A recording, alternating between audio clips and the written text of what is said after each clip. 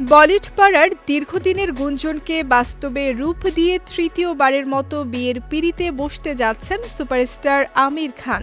বেশ কিছুদিন ধরে তার বিয়ে নিয়ে বলি পাড়ায় নানামুখী কানাঘুষা ও জল্পনা কল্পনা চলছিল। অবশেষে সেই সমস্ত গুঞ্জন উড়িয়ে দিয়ে নিজের বিয়ের এই খবরের সত্যতা সরাসরি নিশ্চিত করেছেন মিস্টার পারফেকশনিস্ট নিজেই। শুধু বিয়ের খবর স্বীকার করাই নয়, একই সাথে ভক্তদের দীর্ঘ অপেক্ষার অবসান ঘটিয়ে এই অভিনেতা জানিয়ে দিলেন তাদের শুভ পরিণয়ের দিনক্ষণ।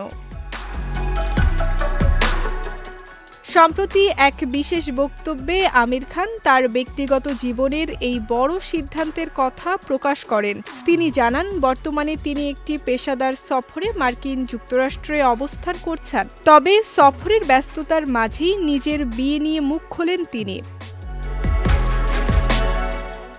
অভিনেতা স্পষ্ট করে বলেন, তার বিয়ের যে খবরটি সংবাদ মাধ্যম ও সামাজিক যোগাযোগ মাধ্যমে ছড়িয়েছে তা সম্পূর্ণ সত্য এবং আগামী ৫ জুলাই তাদের বিয়ের আনুষ্ঠানিকতা সম্পন্ন হতে যাচ্ছে। নিজের জীবনের এই নতুন অধ্যায় প্রসঙ্গে তিনি সরাসরি বলেন, চারদিকে বিয়ের যে খবর ছড়িয়েছে তা সত্যি। আগামী ৫ জুলাই আমাদের বিয়েটা হচ্ছে।